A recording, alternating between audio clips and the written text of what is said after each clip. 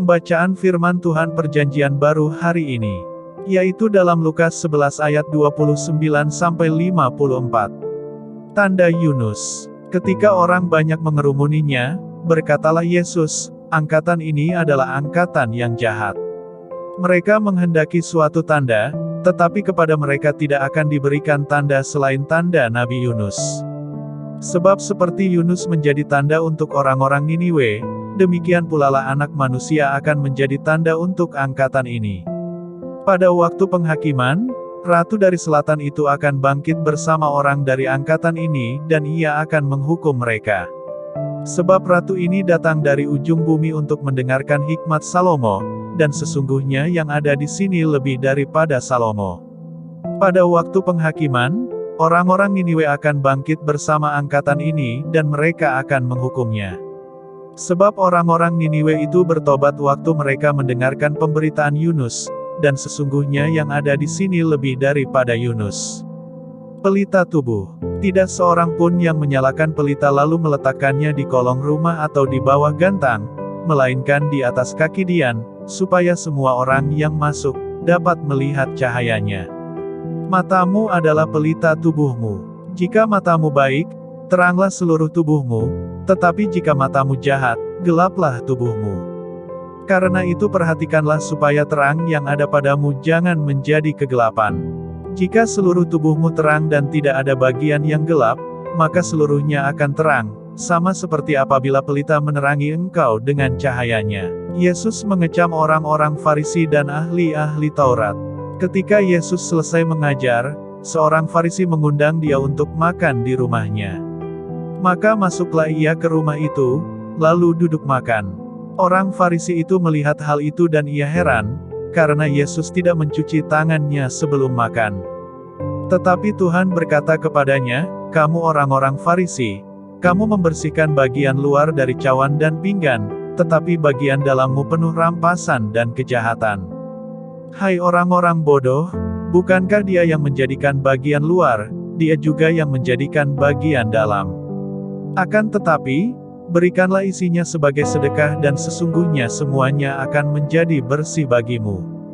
Tetapi celakalah kamu, hai orang-orang Farisi, sebab kamu membayar persepuluhan dari selasih, inggu dan segala jenis sayuran, tetapi kamu mengabaikan keadilan dan kasih Allah. Yang satu harus dilakukan dan yang lain jangan diabaikan. Celakalah kamu, hai orang-orang Farisi, sebab kamu suka duduk di tempat terdepan di rumah ibadat dan suka menerima penghormatan di pasar. Celakalah kamu, sebab kamu sama seperti kubur yang tidak memakai tanda, orang-orang yang berjalan di atasnya tidak mengetahuinya. Seorang dari antara ahli-ahli Taurat itu menjawab dan berkata kepadanya, "Guru, dengan berkata demikian, engkau menghina kami juga." Tetapi ia menjawab, "Celakalah kamu juga, hai ahli-ahli Taurat, sebab kamu meletakkan beban-beban yang tak terpikul pada orang, tetapi kamu sendiri tidak menyentuh beban itu dengan satu jari pun. Celakalah kamu, sebab kamu membangun makam nabi-nabi, tetapi nenek moyangmu telah membunuh mereka.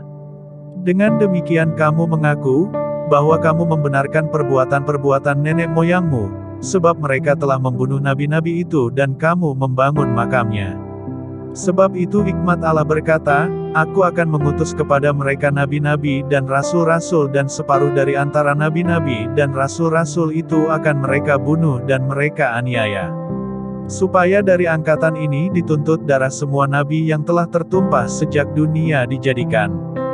Mulai dari darah Habel sampai kepada darah Zaharia yang telah dibunuh di antara mezbah dan rumah Allah. Bahkan, aku berkata kepadamu, semuanya itu akan dituntut dari angkatan ini.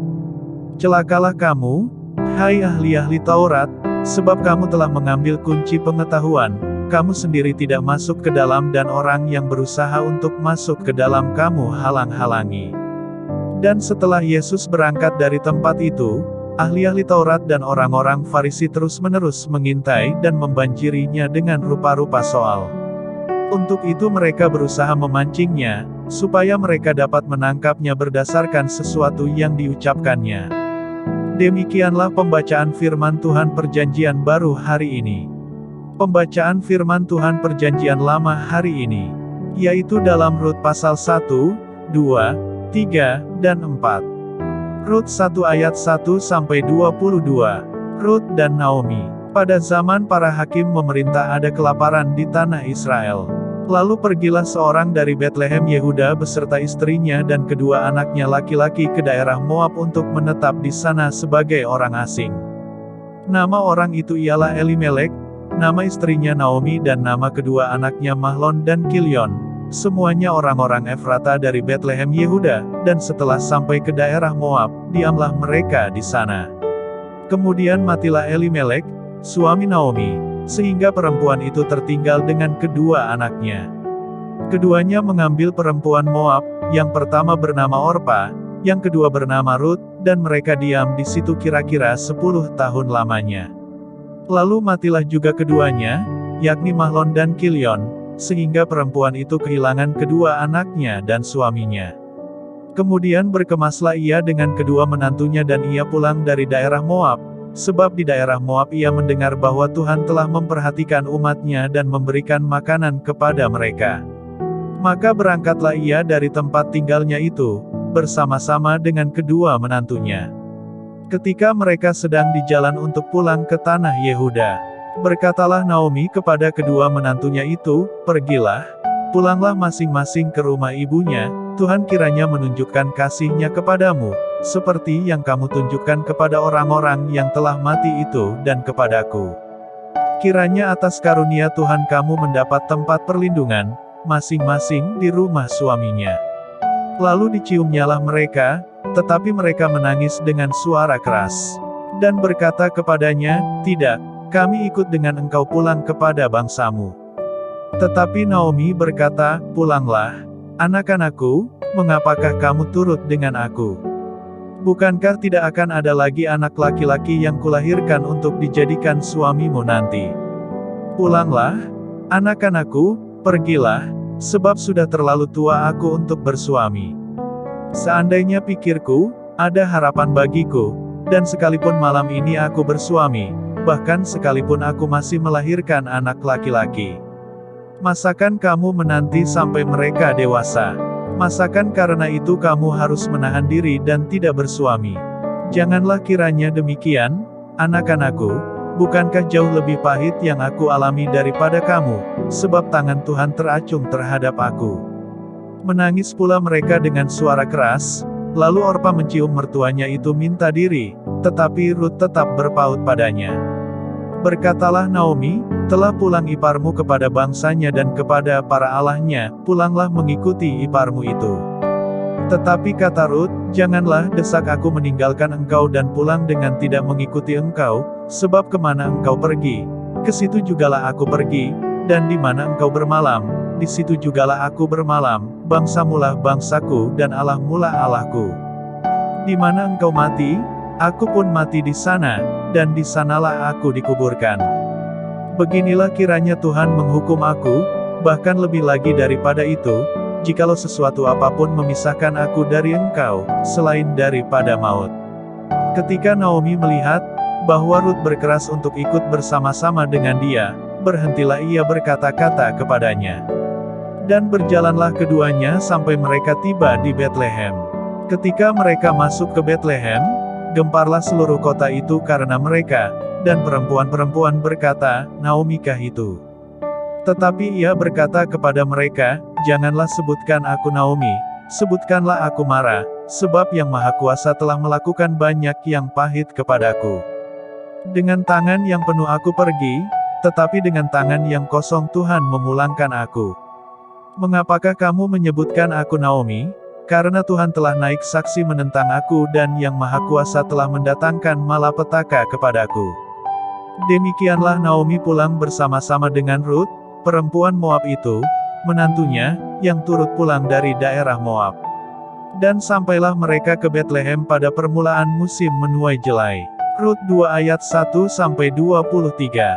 Rut bertemu Boas. Naomi itu mempunyai seorang sanak dari pihak suaminya, seorang yang kaya raya dari kaum Elimelek, namanya Boas.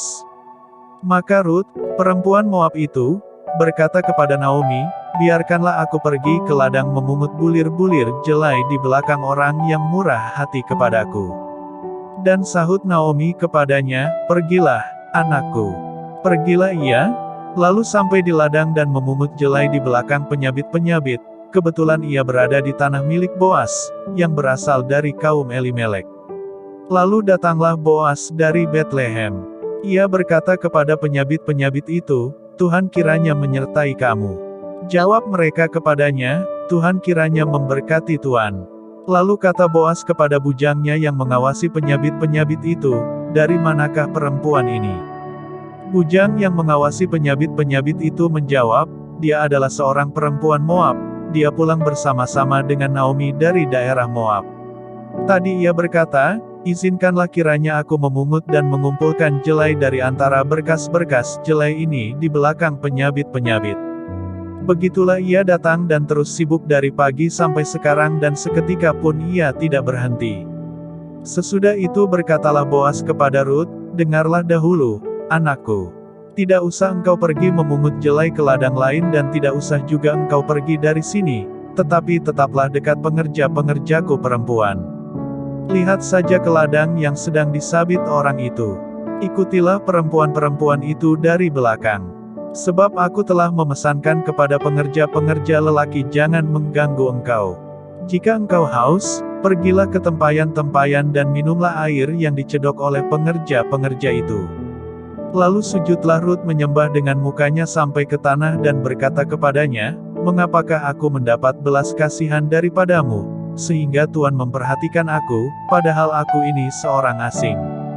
Boas menjawab, "Telah dikabarkan orang kepadaku dengan lengkap segala sesuatu yang engkau lakukan kepada mertuamu sesudah suamimu mati, dan bagaimana engkau meninggalkan ibu bapamu dan tanah kelahiranmu serta pergi kepada suatu bangsa yang dahulu tidak engkau kenal.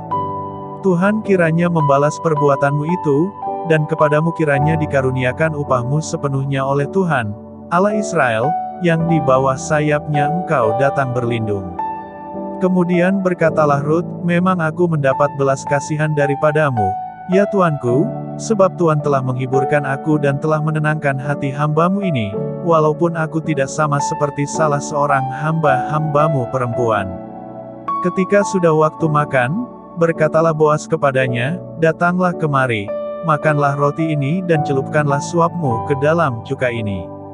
Lalu duduklah ia di sisi penyabit-penyabit itu, dan Boas mengunjukkan bertih gandum kepadanya, makanlah Rut sampai kenyang, bahkan ada sisanya.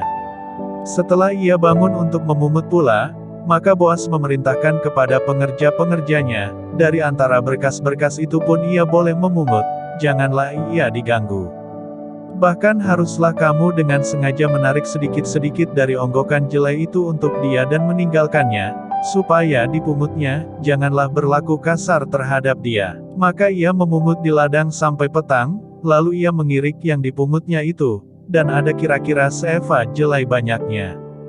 Diangkatnyalah itu, lalu masuklah ia ke kota.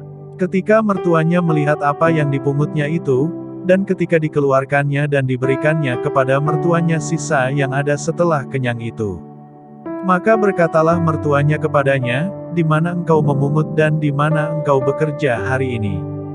Diberkatilah kiranya orang yang telah memperhatikan engkau itu." Lalu diceritakannyalah kepada mertuanya itu pada siapa ia bekerja, katanya, "Nama orang pada siapa aku bekerja hari ini ialah Boas." Sesudah itu berkatalah Naomi kepada menantunya, "Diberkatilah kiranya orang itu oleh Tuhan yang rela mengaruniakan kasih setianya kepada orang-orang yang hidup dan yang mati." Lagi kata Naomi kepadanya, "Orang itu kaum kerabat kita, dialah salah seorang yang wajib menebus kita." Lalu kata Rut, perempuan Moab itu, "Lagi pula ia berkata kepadaku, tetaplah dekat pengerja-pengerjaku sampai mereka menyelesaikan seluruh penyabitan ladangku." Lalu berkatalah Naomi kepada Rut, menantunya itu, "Ya anakku, sebaiknya engkau keluar bersama-sama dengan pengerja-pengerjanya perempuan, supaya engkau jangan disusahi orang di ladang lain." Demikianlah Rut tetap dekat pada pengerja-pengerja perempuan Boas untuk memungut, sampai musim menuai jelai dan musim menuai gandum telah berakhir. Dan selama itu ia tinggal pada mertuanya. Rut 3 ayat 1-18. Rut dan Boas di tempat pengirikan.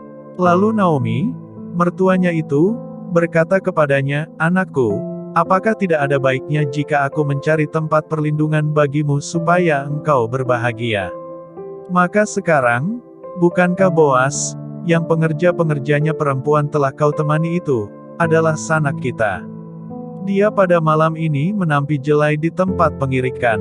Maka mandilah dan beruraplah, pakailah pakaian bagusmu dan pergilah ke tempat pengirikan itu. Tetapi janganlah engkau ketahuan kepada orang itu, sebelum ia selesai makan dan minum. Jika ia membaringkan diri tidur, haruslah engkau perhatikan baik-baik tempat ia berbaring, kemudian datanglah dekat, singkapkanlah selimut dari kakinya dan berbaringlah di sana. Maka ia akan memberitahukan kepadamu apa yang harus kau lakukan." Lalu kata Rut kepadanya, "Segala yang engkau katakan itu akan kulakukan." Sesudah itu pergilah ia ke tempat pengirikan dan dilakukannya tepat seperti yang diperintahkan mertuanya kepadanya. Setelah Boas habis makan dan minum dan hatinya gembira, datanglah ia untuk membaringkan diri tidur pada ujung timbunan jelai itu. Kemudian datanglah perempuan itu dekat dengan diam-diam, disingkapkannyalah selimut dari kaki Boas dan berbaringlah ia di situ. Pada waktu tengah malam dengan terkejut terjagalah orang itu, lalu meraba-raba ke sekelilingnya, dan ternyata ada seorang perempuan berbaring di sebelah kakinya. Bertanyalah ia, "Siapakah engkau ini?" Jawabnya, "Aku Rut, hambamu, kembangkanlah kiranya sayapmu melindungi hambamu ini, sebab engkaulah seorang kaum yang wajib menebus kami." Lalu katanya, "Diberkatilah kiranya engkau oleh Tuhan, ya anakku. Sekarang engkau menunjukkan kasihmu lebih nyata lagi daripada yang pertama kali itu, karena engkau tidak mengejar-ngejar orang-orang muda, baik yang miskin maupun yang kaya. Oleh sebab itu, anakku, janganlah takut, segala yang kau katakan itu akan kulakukan kepadamu, sebab setiap orang dalam kota kami tahu, bahwa engkau seorang perempuan baik-baik. Maka sekarang, memang aku seorang kaum yang wajib menebus, tetapi walaupun demikian masih ada lagi seorang penebus, yang lebih dekat daripadaku. Tinggallah di sini malam ini, dan besok pagi, jika ia mau menebus engkau, baik, biarlah ia menebus, tetapi jika ia tidak suka menebus engkau, maka akulah yang akan menebus engkau, demi Tuhan yang hidup. Berbaring sajalah tidur sampai pagi." Jadi berbaringlah ia tidur di sebelah kakinya sampai pagi, lalu bangunlah ia, sebelum orang dapat kenal mengenal, sebab kata Boas, "Janganlah diketahui orang, bahwa seorang perempuan datang ke tempat pengirikan." Lagi katanya, "Berikanlah selendang yang engkau pakai itu dan tadahkanlah itu." Lalu ditadahkannya selendang itu. Kemudian ditakarnyalah 6 takar jelai ke dalam selendang itu. Sesudah itu pergilah Boas ke kota. Setelah perempuan itu sampai kepada mertuanya, berkatalah mertuanya itu, "Bagaimana, anakku?" Lalu diceritakannya semua yang dilakukan orang itu kepadanya. Serta berkata, "Yang 6 takar jelai ini diberikannya kepadaku, sebab katanya, engkau tidak boleh pulang kepada mertuamu dengan tangan hampa." Lalu kata mertuanya itu, "Duduk sajalah menanti, anakku, sampai engkau mengetahui, bagaimana kesudahan perkara itu, sebab orang itu tidak akan berhenti, sebelum diselesaikannya perkara itu pada hari ini juga." Rut 4 ayat 1-22. Rut menjadi istri Boas. Boas telah pergi ke pintu gerbang dan duduk di sana. Kebetulan lewatlah penebus yang disebutkan Boas itu. Lalu berkatalah Boas, "Hai saudara, datanglah dahulu kemari, duduklah di sini." Maka datanglah ia, lalu duduk. Kemudian dipilihnyalah 10 orang dari para tua-tua kota itu, dan berkata, "Duduklah kamu di sini." Maka duduklah mereka. Lalu berkatalah ia kepada penebus itu, "Tanah milik kepunyaan saudara kita Elimelek hendak dijual oleh Naomi, yang telah pulang dari daerah Moab. Jadi pikirku, baik juga hal itu kusampaikan kepadamu sebagai berikut, belilah tanah itu di depan orang-orang yang duduk di sini dan di depan para tua-tua bangsa kita. Jika engkau mau menebusnya, tebuslah, tetapi jika engkau tidak mau menebusnya, beritahukanlah kepadaku, supaya aku tahu, sebab tidak ada orang yang dapat menebusnya kecuali Engkau, dan sesudah Engkau, aku. Lalu berkatalah ia, aku akan menebusnya. Tetapi kata Boas, pada waktu engkau membeli tanah itu dari tangan Naomi, engkau memperoleh Rut juga, perempuan Moab, istri orang yang telah mati itu, untuk menegakkan nama orang itu di atas milik pusakanya. Lalu berkatalah penebus itu, jika demikian, aku ini tidak dapat menebusnya, sebab aku akan merusakkan milik pusakaku sendiri. Aku mengharap engkau menebus apa yang seharusnya aku tebus, sebab aku tidak dapat menebusnya. Beginilah kebiasaan dahulu di Israel dalam hal menebus dan menukar, setiap kali orang hendak menguatkan sesuatu perkara, maka yang seorang menanggalkan kasutnya sebelah dan memberikannya kepada yang lain. Demikianlah caranya orang mensahkan perkara di Israel. Lalu penebus itu berkata kepada Boas, engkau saja yang membelinya. Dan ditanggalkannyalah kasutnya. Kemudian berkatalah Boas kepada para tua-tua dan kepada semua orang di situ, kamulah pada hari ini menjadi saksi, bahwa segala milik Elimelek dan segala milik Kilion dan Mahlon, aku beli dari tangan Naomi.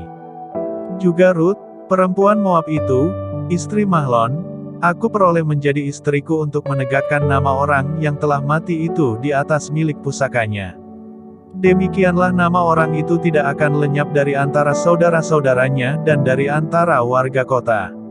Kamulah pada hari ini menjadi saksi. Dan seluruh orang banyak yang hadir di pintu gerbang, dan para tua-tua berkata, kamilah menjadi saksi.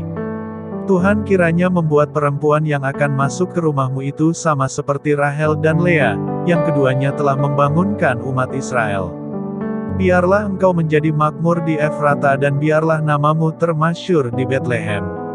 Keturunanmu kiranya menjadi seperti keturunan Peres yang dilahirkan Tamar bagi Yehuda oleh karena anak-anak yang akan diberikan Tuhan kepadamu dari perempuan muda ini. Lalu Boas mengambil Rut dan perempuan itu menjadi istrinya dan dihampirinyalah dia. Maka atas karunia Tuhan perempuan itu mengandung, lalu melahirkan seorang anak laki-laki. Sebab itu perempuan-perempuan berkata kepada Naomi, terpujilah Tuhan, yang telah rela menolong engkau pada hari ini dengan seorang penebus. Termasyurlah kiranya nama anak itu di Israel. Dan dialah yang akan menyegarkan jiwamu dan memelihara engkau pada waktu rambutmu telah putih, sebab menantumu yang mengasihi engkau telah melahirkannya, perempuan yang lebih berharga bagimu dari 7 anak laki-laki. Dan Naomi mengambil anak itu serta meletakkannya pada pangkuannya dan dialah yang mengasuhnya. Dan tetangga-tetangga perempuan memberi nama kepada anak itu, katanya, pada Naomi telah lahir seorang anak laki-laki, lalu mereka menyebutkan namanya Obed. Dialah ayah Isai, ayah Daud. Silsilah Daud. Inilah keturunan Peres, Peres memperanakkan Hezron. Hezron memperanakkan Ram, Ram memperanakkan Aminadab. Aminadab memperanakkan Nahason, Nahason memperanakkan Salmon. Salmon memperanakkan Boas, Boas memperanakkan Obed. Obed memperanakkan Isai dan Isai memperanakkan Daud. Demikianlah pembacaan firman Tuhan hari ini. Tuhan Yesus memberkati.